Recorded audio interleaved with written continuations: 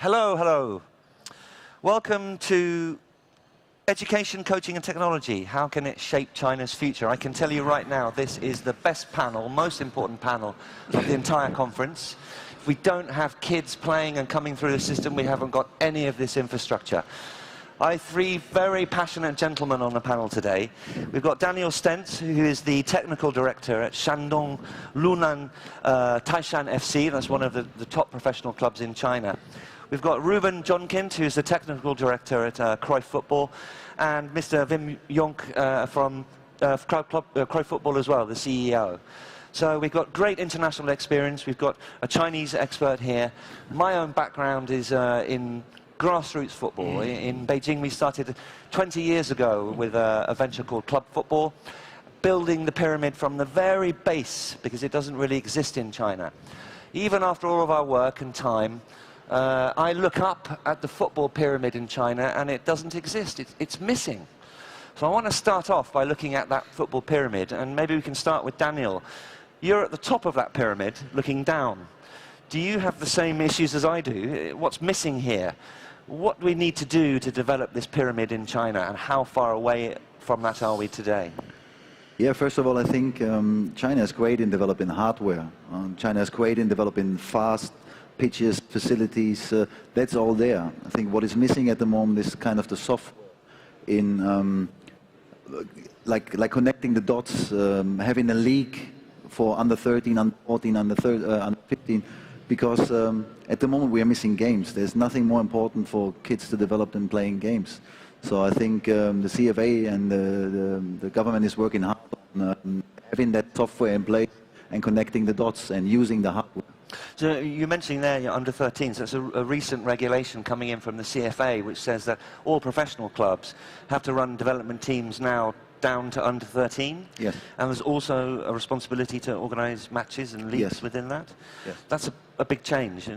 Yeah, that's a big change. I mean, before that there were tournaments where the teams organized tournaments, and again, there's nothing more important than playing games. You can train all week. If you don't play proper games and compete on a decent level on a week-to-week base, on a regular base, then your pathway is not right. So, Wim and Ruben, you know, from your point of view, you're coming in from Europe to look at China. What differences have you seen? Is it the same as Daniel and I am thinking that we're missing infrastructure? What can China do to try and build in these gaps? Yeah, from my point of view, if you look at the football, of course the level is lower than in Europe, but that's logical. So that's a normal thing to see if things have to change. But if you look at the background from the education system at the schools, the teachers, the football coaches, there's a big way to go. And what we've seen on our, we did a lot of coaching courses here, and we visited some great football schools. But from my point of view, the background of football is not yet there. But they are so eager to learn, so that's a big opportunity, I think. Mm-hmm. Ruben?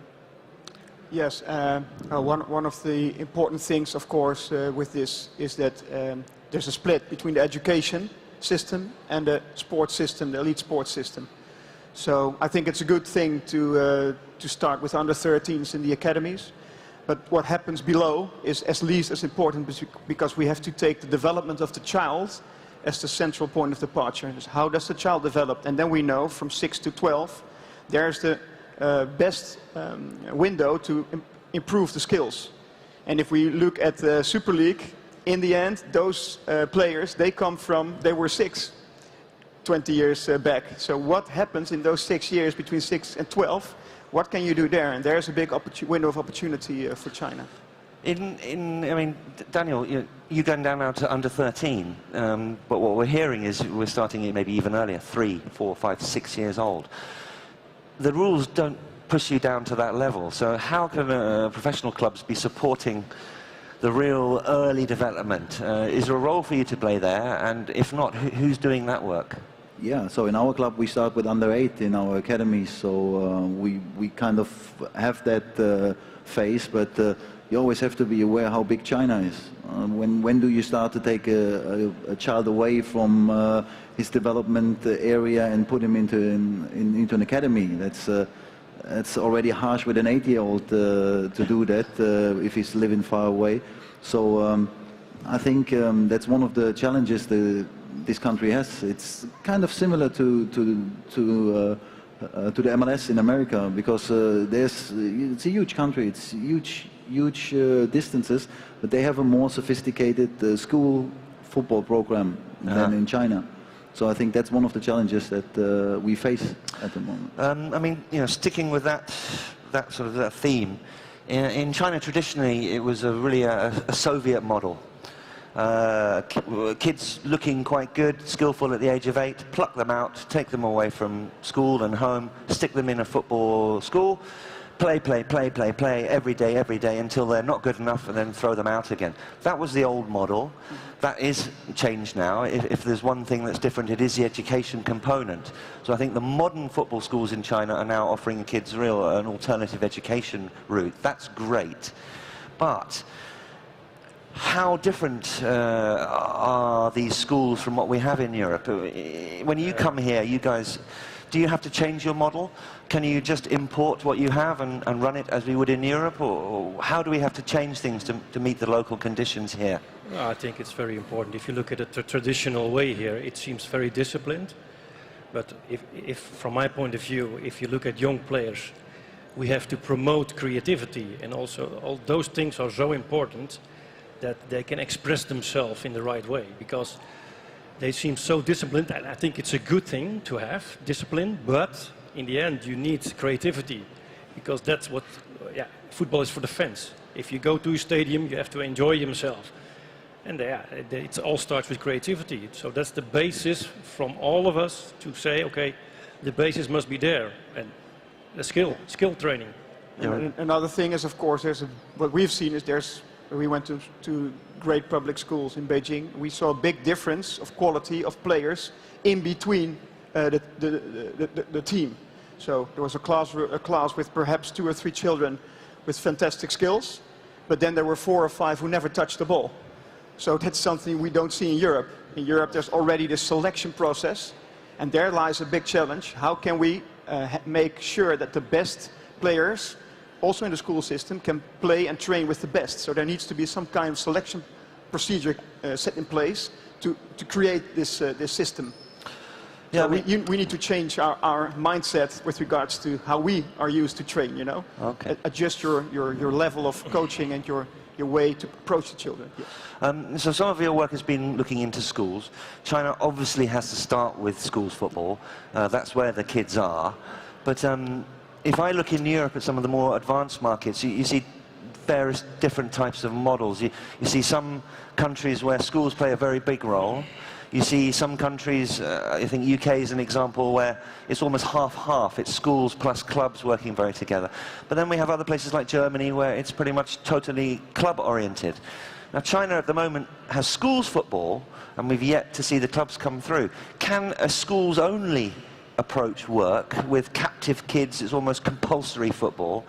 How much do they need to build the club side the club system alongside that in order to really develop players? Can it work just on a school system?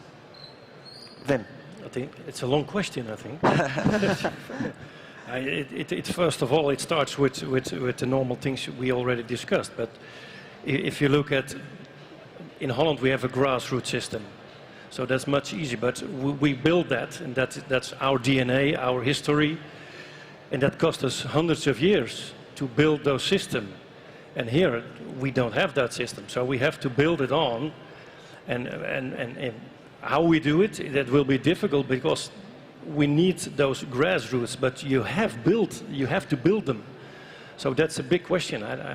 I'm not sure if that cost a lot of time. What's the word? Malala? Take it slowly. Take it slowly. But things, you know, I get quite frustrated with that comment, because I've been waiting 30 years, and so how slow is so you know slow? how it works. Yeah. But okay. The other side of what happens with selection process, we've seen it in recent years in particular. Well, actually, it started in the 50s. China had this idea that you take the best players at 16, 17, send them overseas for a long time, and when they come back they're going to be world beaters. In the 50s China sent the players to Hungary. In the 1980s, many went to Brazil in that generation. And in the most recent years, we've seen a lot in Europe. Spain, Portugal, France have all been locations. What do each of you think about this policy? Because most of the players who go are not going with clubs, but they're going independently. They are not being selected on merit by the European clubs. So China's paying for that themselves.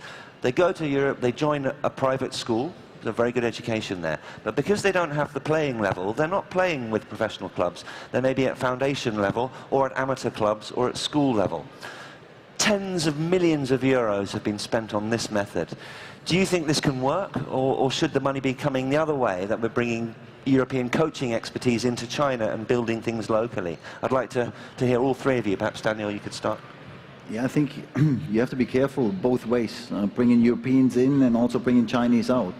It's, you have to understand that this is a very specific market, where if you take a Chinese boy and bring him to Europe, of course it's a great experience for him on a personal level and also on the football level, but you cannot expect him to explode in his development there. And at the same time bring in, I mean, I'm a foreigner, I'm a Lao Wai in China. You cannot adopt something that works in Germany or take it and throw it into the Chinese market and expect that it works. So you have to meet in the middle somewhere. So I think if you send kids abroad, then this has to be structured and planned. We send our under-17s to Brazil because we own a training space there, which is perfect for their personal development. But I would be very critical on just sending them on their own and just throw them in and see what comes back. Yeah. Ruben? Of course, this is, there's two sides of the coin, so we can think about how we can control things. So what can we as adults do to get better players, but we can also think in terms of how can we ignite the spark within the child. So we also started, for example, with 3, 4-year-olds. They never touched the ball before. So we started at the school, there were 0 children playing football. Now there are 100 children playing football, and some of them are playing it in their spare time. Best players ever, they came from the streets. So how can we ignite the spark within the child? That could be, I think, a very good addition to the things we regulate.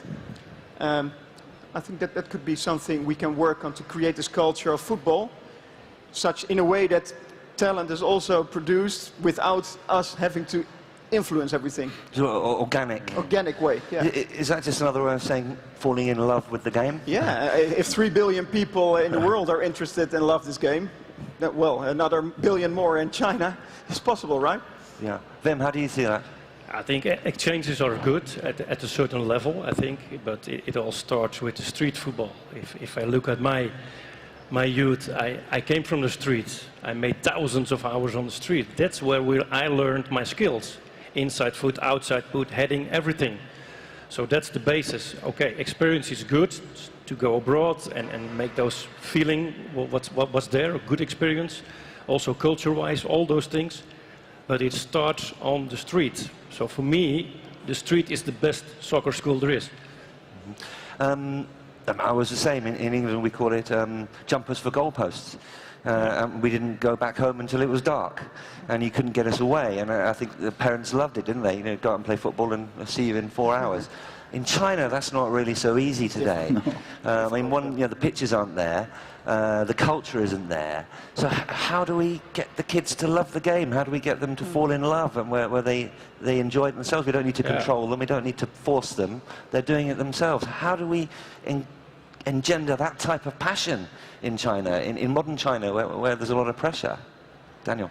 Yeah, I mean, that needs to grow within the kid. I think the CSL does a great job in pushing the game and bringing quality players in. You see the game developing every year. It gets faster, it gets more precise. We have a lot of similarities to MLS, and I'm happy that I worked 3 years in MLS because I can see the difference between the Bundesliga, where I spend a lot of time in the MLS, and then China. I think, I mean, the thing I like about China is if they want something, they really go for it. And President Xi wants to develop the game in this country, and there's a huge effort. I mean, look at this event. You see the big top clubs coming to China.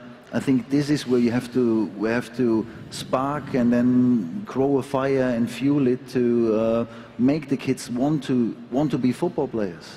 You know, on that same thing, I want to add up on that. I think that's a good remark.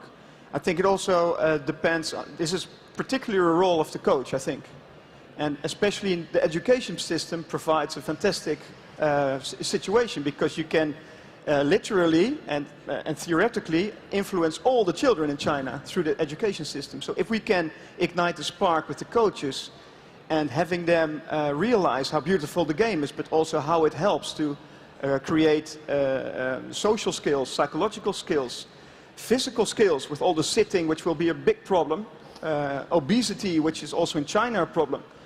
If we can help them to also convince the parents that it's a good thing to play football instead of a waste of time compared to what they else could do with mathematics or language, whatever, then through the coaches we can ignite the spark to the players, and then the culture can be built. That's my idea. You mentioned their parents. Okay. Yeah. So I think, you know, in Europe, because we've had these generations and generations, it's kind of there. The parents know. In China, this is the first generation. So then, you know, how important is it for us to be convincing parents of exactly that thing, that the football is a wonderful game, it helps with social skills? You said it already. The parents must be part of it. So we have to teach them as well. Also the coaches, but also the parents. Because it's a beautiful game, not just football, but sports is lovely. Every sport, but football in general. It's the biggest sport in the world, so don't be afraid to look at another picture. But as what Rubens mentioned, what we have to do is to educate the coaches in the right way, because there are so many philosophies in the world. There are very good things from Europe, but also a lot of bad things from Europe. So we have to be careful what we bring in and do it step by step, because there is so many money involved. So there are so many bad eyes coming in as well. So we have to be careful. I think China must be careful and look at the best picture, what fits the culture of China as well. I think that's a main thing. Yeah. So it actually strikes me then, you know, if you're a coach in Europe, you don't really need to do that parental education so much. So our coaches that are coming... No, that's not true. That's not true. Yeah, because yeah. we have a lot of experience at the Ajax Academy. Every parent must be part of the development of the player. And it not, has changed not just over time, yes. Yes, it's changed. Yeah. So you have to, they must be part of it. Otherwise, what is he doing at home? What is he eating? Does he rest enough? What is he doing at school? So we have to be very aware of what he's doing behind the football, on the pitch and off the pitch. So you're saying that the youth coaches, as part of their own training, includes modules that will teach them how to engage parents and bring them in? Because I really feel that's something missing here. It's necessary. Definitely. In your club, do you see, I mean, further down from your elite level, how are the local coaches? Are they doing that work well? Are they encouraging? Yeah, I mean, our level is a more sophisticated level. Our academy in Weifang is one of the top facilities I've seen in this world. So we do the homework there to really take the kids and help them to improve. But the parents play a crucial role, and that's very easy to understand if you look at the demographics in China with the one-child policy. It's I mean, that was abandoned like 2 years ago, but you still have a lot of families with one child. And do you really want to have that child on a soccer pitch or gain education on the piano or somewhere else? And I think this is where you have to take the parents with you and say, it's very healthy to be on a soccer pitch. It's you come home dirty, but you're happy, and it's maybe better than playing PlayStation at home. So that's I think where you have to start. Do you think we're winning that battle? I mean, there are so many pressures, academic pressures on China. They need good results in university, extra maths lessons, extra science lessons. This is one area. The other area which I see a difference, you know, I'm sure you guys were the same, that very young you chose football as your sport and that's what you played. In China we often see kids maybe 10, 12, even 14 years old. They haven't yet decided which sport that they play. Monday is basketball, Tuesday football, Wednesday is dancing, you know, Friday is revision. They're not committing to the game at the same depth of passion. Is that a problem that you see here? Of course, I mean, but you have the problem in America as well, where soccer, how they call it there, is sport number 5, behind American football, baseball, basketball. So when I was working as head of scouting, we were fighting for an athlete DNA, because you all know that kid, maybe Wim was one of them, that is good in sports in school. So how do you get him to decide for football or soccer and not baseball, where you can play till you're 45 and earn way more money than in soccer? You have to breed the love for the game, and it comes with fun. And that's sometimes in China, it's very, Chinese are very focused on progression, but I think the fun aspect is an aspect that, especially in the age category of 5, 4, 6, you have to breed that. Yeah. You guys feeling the same? Fun starts with fun and love and... Yeah, fun, but also fairness. Like, if you look at what we have done in Europe, the youth systems are not fair. Yeah, you can see it in the relative age effect, which means that 80% of the elite players who play in youth academies in Europe, everywhere, they're born in the first half of the year, and only 20% born in the second half of the year. So clubs and coaches choose players who are good today, but because they're physically stronger than the younger ones. But later in the World Championship, this distribution is 50-50. So this fairness is also important. It should be inclusive. Everybody should be able to participate. Everybody should be able to get playing time. I talk about grassroots level now especially. And also flow. And what I mean with flow is the challenge should be right. So sometimes what we've seen is coaches are from Europe, they are going too difficult too soon, too tactical often. But it's about the skills development first. So we need to take an individual approach with the children. So how can we get a right environment for each child within a group to improve every day? So those elements are crucial for success. Would you like to add to that? I can add to it, but a lot of coaches are just focusing on the results of a game. And you have to focus on the development of a player. In which age is he in, and what skills does he need? Where is he good at? Not just where he's not good at it, but focus on his weapons. I think that's, and most of the coaches are focusing on results, and also clubs are structured like that, because we had the same at Ajax, where the focus was so on a Saturday on results for 13, 14, 15 years old. I think it's not the best way to do, because focus on development and give the player the right tools for games as well. Maybe that's a step higher or a step lower because of the age effects. All those things together makes a good point. Mm-hmm. Okay, thanks very much. The next area I want to look at is football reform, because we are now in a new era in China, and not just in football. And President Xi, as I mentioned before, is the biggest supporter Chinese football has ever had. In history, Deng Xiaoping gave us a few choice words on football. Song wa wa zhua qi, grabbing from the kids and taking them up. Just a few choice words that he gave us as direction. President Xi has given us a 50-point football plan, now followed up with further regulations. So I want to talk a little bit about how these reforms are working in China. The Ministry of Education has been given a huge responsibility to look after the school side of football. But at the same time, the CFA, out of the sports system, is also enacting a lot of new regulations that are helping to improve the game. But in China, I mean, the reality is that the education system and the sports system have many, many different conflicts. They have always found it hard to really work together. So rather than put you on the spot about China, I'd like to ask the guys from Europe, how best do education and sports sectors work together, say in Holland or other places? How can people cooperate rather than fight together? Should we be how to share the responsibility rather than try to take control over it? How does it happen in your markets? Well, in Holland, because we have this background from 100 years, more than 100 years, of clubs, which came from Industrial Revolution, the culture of different religions, different neighborhoods, a big community of volunteers, parents, they help to create the clubs and do the coaching. This is not doable in China. So the education system, I think it's a good way to go there, with the education system to get the grassroots going up there. On the other hand, coaching courses in Holland, for example, they are all being done through the federation. So the level of the content, that's regulated more centrally. And I think they have to find a way to get these two worlds together.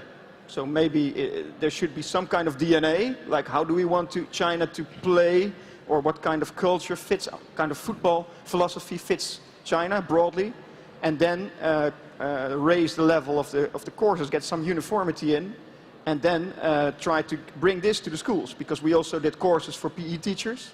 I think they had an excellent level, general level of sports theory, but they didn't have a lot of background in football. So how can we bring the knowledge from CFA, because they have the knowledge, into the schools? Maybe that could be a way to cooperate. That's just a take. I think it's a good answer. Great. Well, Danny, to bring it back to you then, how do you see it working, in Shandong? Are you seeing club cooperation? Do you cooperate with schools directly? Do you do it via the FA? How is it actually working here now?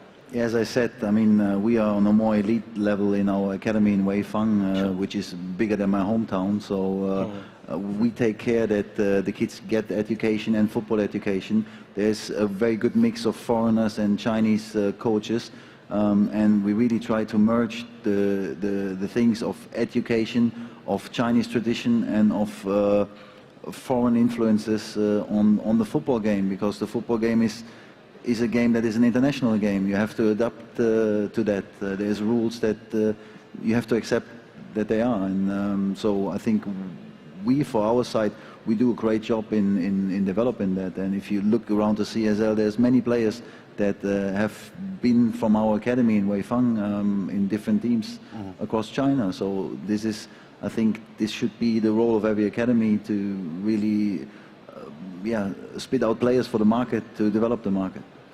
Now, we mentioned that the CFA has had new regulations coming in. We've had regulations on transfers of imported players coming in. We've got homegrown rules now about under-23s representing the professional clubs, as well as quite recently new regulations regarding the training compensation fees to be paid to development clubs. How do you see these reforms contributing towards the development?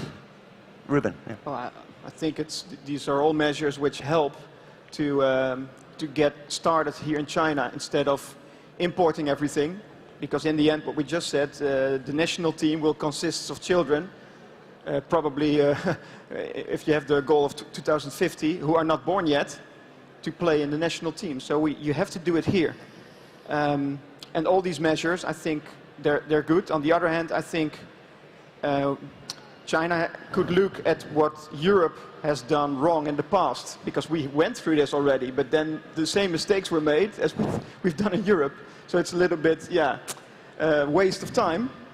Not to make the same mistakes is very important. That's actually what Johan Cruyff told me in my last phone call with him before he died. He said, we could help China to avoid to make the same mistake that we have made in Europe. That's a really great quote, isn't it? I mean, Wim, again, can we shortcut in China? And we talked about 100 years in Europe.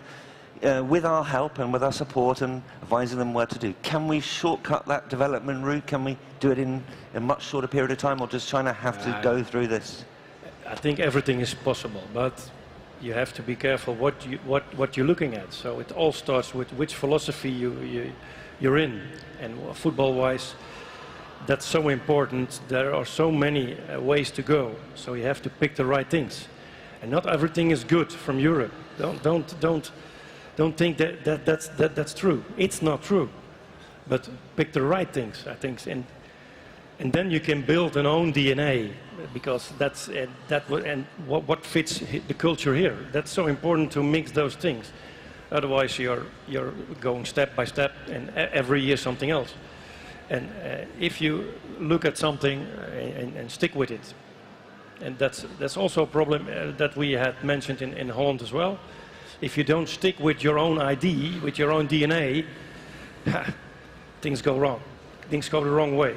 You mean sort of in the philosophy of how you play football? Yeah, yeah. Philosophy and how do you think about talent development and where do you start? Yeah, okay, we need the grassroots, but it starts with the basic skills.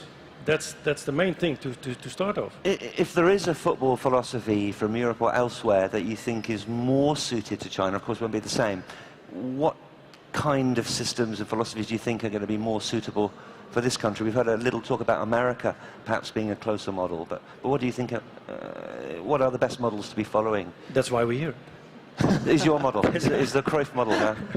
Okay, fair enough. Daniel, from your side, you know, do you see in Europe particular, is it a Spanish way, is it the English way, the German way? Is there best examples that China should be following, or are we really beyond the basics of grassroots talking about developing a Chinese philosophy? I'm always skeptical in copying things.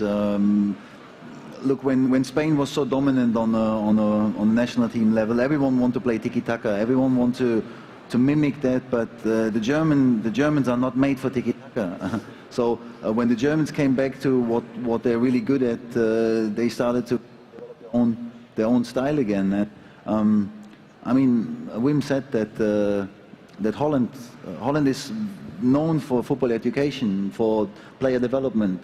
Still, Holland is not going to the World Cup, which also every culture has its problems. It's not just, you don't have a blueprint of okay, if I do that now, then this comes out, and you could not even adopt the Dutch vision into Germany without any problems. So bringing that to China is a big challenge and needs to be adapted to the specifics of the Chinese market, of the Chinese culture.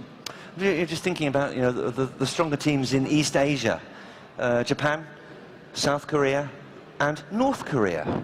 Now, you know, very, very different political, social systems there, but all able to produce pretty high-quality teams. Are these Asian examples perhaps closer to what China should be looking for? Of course. Yeah. I mean, yeah. If you look at for example, this comes up in my mind. Look at Belgium. They picked the right things from Holland because they loved the way they played, but and they picked some things from France and they mixed those things together, and that creates a new experience and then they started to reform the coaching's development style. That's what they did at the federation, and then you can build, and that took 10, 15 years, 15 years to build that system, and they don't have that much amount of players in Belgium, just 200,000, 300,000, 400,000. But now where they are at the FIFA ranking top, but they were inspired by the Cruyff vision, by the words of Cruyff.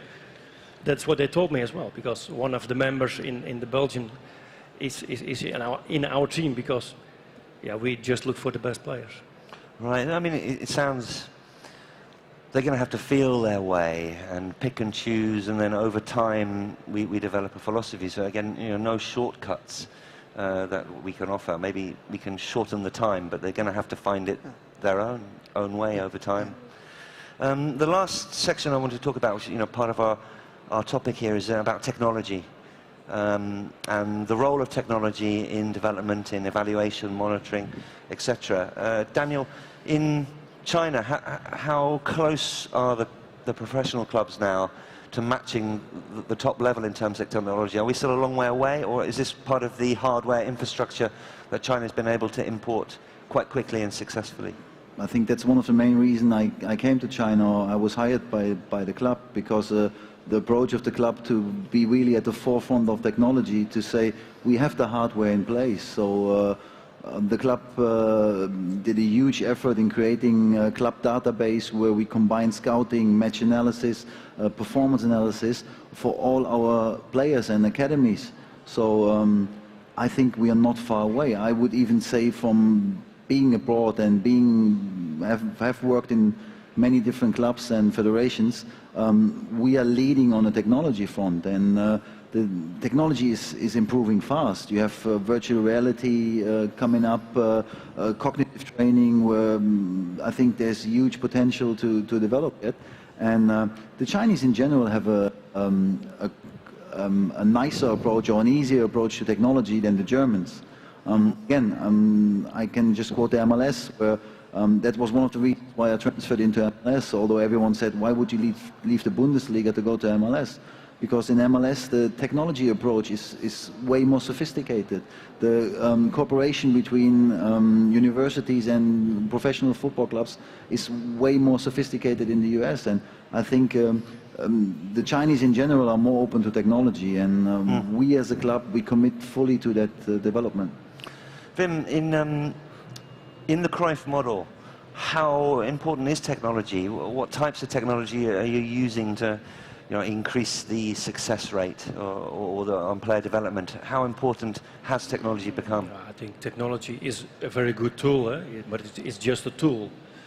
But it all starts again with the philosophy, because if there is no philosophy of style of play and how do you develop a player, then you can measure what you want, but that's the starting point, and then it's a good tool if you can measure things, if data is important, but it starts from the scratch, and there you can build a strong basis, and that's where the pyramid must start.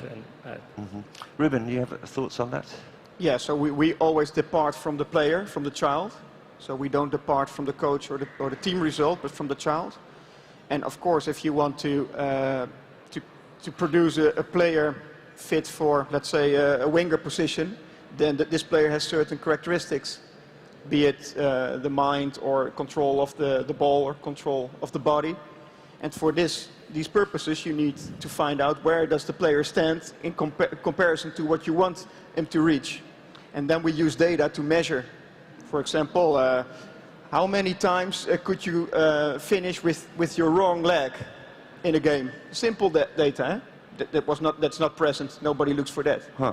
Things like this. So, and if you can help the child to understand how he or she can improve, and it could be any kind of more sophisticated data in the end, but the simple things first, then it's a very good addition, very helpful. Yeah. Did you have another thought, Wim? Yeah, there was one thing comes up. If I ask in a workshop to the crowd and I said, how many times did you have finished? If you're a striker, you need finishing in training sessions. And then it's starting to get still. Because the mindset is not like that. But if you want to be a good player in certain positions, you have to practice, not just in game, but also in other stuff. Because if I'm a striker, I have to finish with my left foot, right foot, heading, all those things, but not just 20 minutes a month. No, 20 minutes every session. So that's a different approach. It just strikes me, you mentioned there, we're talking in general about football, but what about girls in particular? We found it very, very hard at club football to encourage girls into the game. We've tried to make it free, to do education with the parents. But one example of a parent was with his son, and I asked him, so why do you send your son to club football? And his answer was, because he's too much like a girl. I want him to man up. And I said, well, are you sending your daughter here? He said, no, I can't. If I send my daughter here, she will turn into a man. And I'm thinking, well, we're not talking about steroids and 8 hours of weightlifting, but having some fun. So very, very hard. Maybe it's philosophy again, but how do we encourage Chinese parents to get their girls into the sport? Maybe America could be an example for that again. I mean, in Canada, girls soccer is way more sophisticated than men's soccer. If you see, the national team is dominating and playing a really, really attractive kind of play. I would say, I mean, those gender things always play a role. Man up, but in my opinion, that's not valid. I mean, being 13 years in the game, being an assistant coach, I've seen grown men standing in front of the mirror before they go out on the pitch more than I see girls standing in the mirror. So I think you just have to, again, come back to the love of the game. If the girl loves the game, let her play. If the boy doesn't love the game, you cannot force that. How about from your position? The key is the parent there. Parents, So we had a very particular experience because when we organized a winter camp, in one group we had, Patrick, 10 girls, only girls, between 4 and 6 years old coming. Because I think the key is there, if you take the approach that winning is the most important, then the parents think, okay, it will be a battle between two teams, and there will be injuries, and it will be rough and tough. But we say, okay, especially between 4 and 12, it's about skills development. So it's about developing your own body, your own mind, the control of your feet and hands and coordination. And if you show this, how it can look like with a very safe and polite environment, then it's something different, then it's nice. So that's a different take on football and youth football. And then you can get the parents behind you, and then it can spread. Wim, do you want to follow up on that? No, I'm not. I think normally wise, it all starts with education from the coaches, I think. Yeah. And as Ruben mentioned, girls want to play, because if you look at the world of football now, it's growing as unbelievable. Women's football. Yes. Also in Holland, we are European champion, by the way, but that started 10 years ago, and there was nothing. Ah. And in 10 years' time, see where we are now, and it's still growing. It's the fastest growing sport in Holland as well. So, but that's not just in Holland, it's everywhere, I think. I think that's right. I remember a statistic, I think a FIFA statistic that said actually the highest penetration of youth football in the world is actually the USA. Yeah. And that's very much dominated by girls. Just as a matter of interest, what percentage male, female now at the young ages in Holland, for example? I'm not so good in figures, so... Statistics are not... I think it's still around 70, 30, 80, 70, 20. 30, but I know, as a matter of fact, in the United States, maybe you know better, but it's 60, 40. 60 women, 40 men. Interesting, yeah. In the market, total market. In our statistics in Beijing, we have about 3,500 kids, and I think we're 6%. And we hear sort of anecdotally that that's actually very high in China. It's more like 2%. So, I mean, there is a huge potential that's right in front of us. Of course.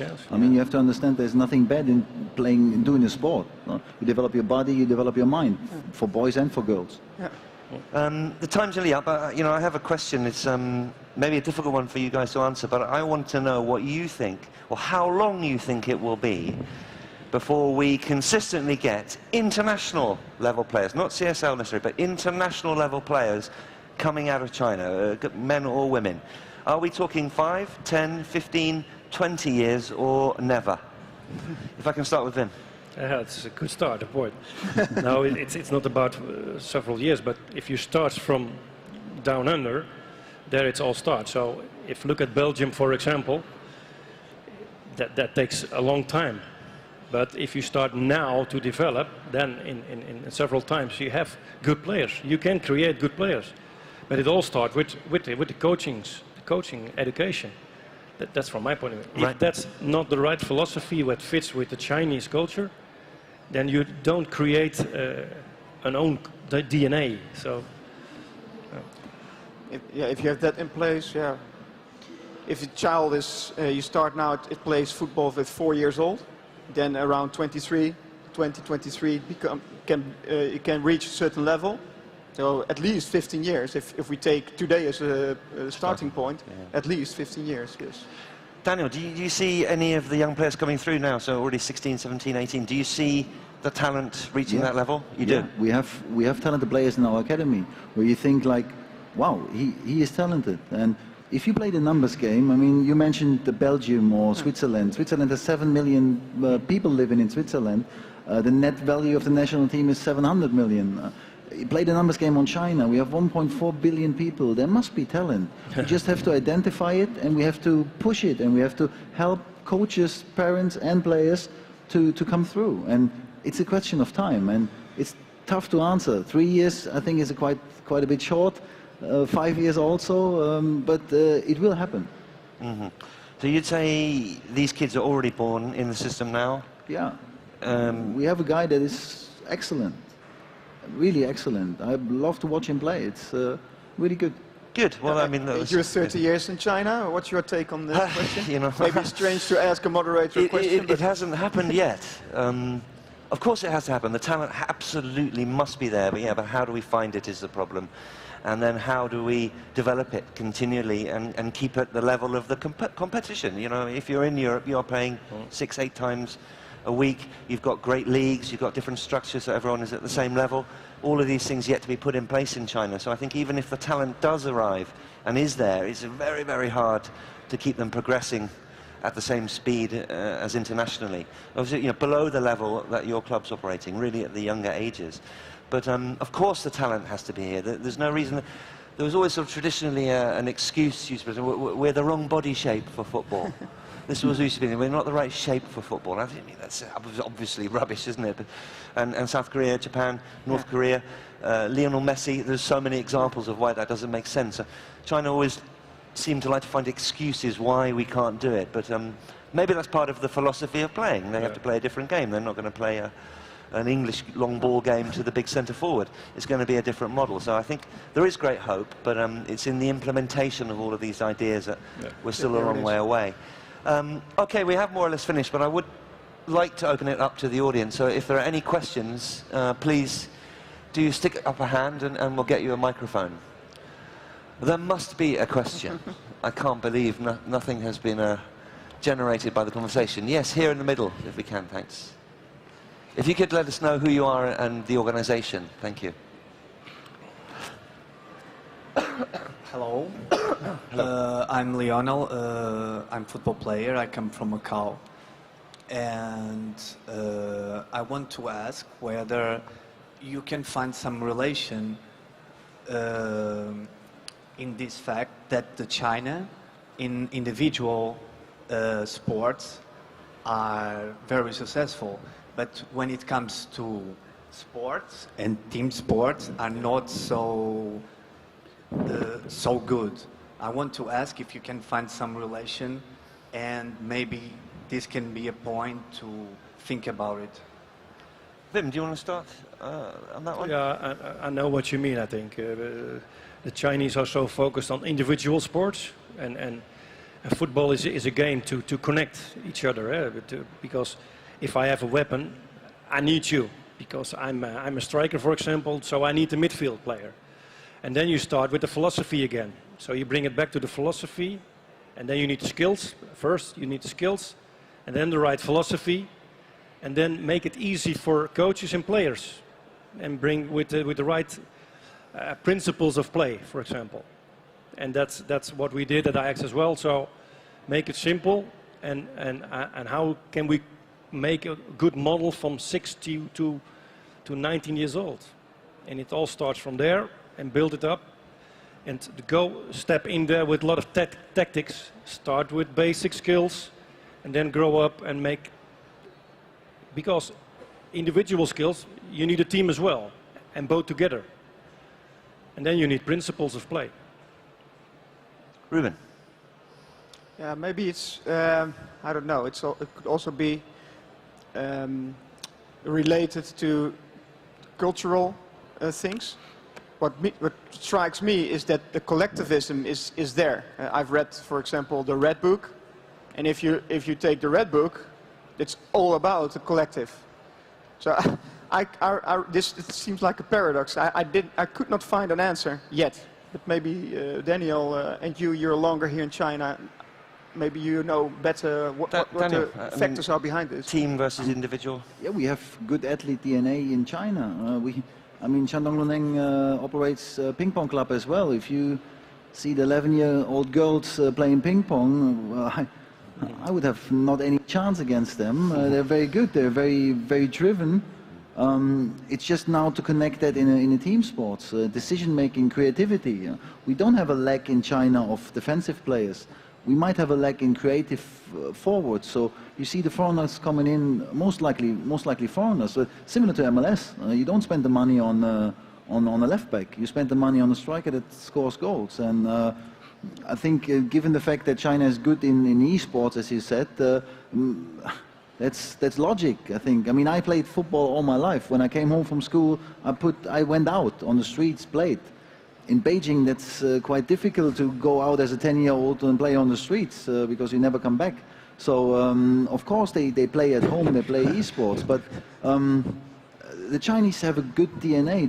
They are sophisticated in what they want, and they train hard. I've seen the ping pong girls. When we in Weifang, I watched the ping pong. They train so hard. It's unbelievable. So I think now it comes to a pathway of really connecting those individuals into a team.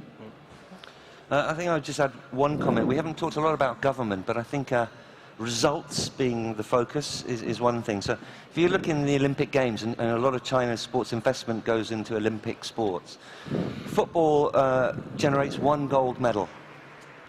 And you have to work very, very, very, very hard in order to get that gold medal, and that's obviously proved beyond China's capability.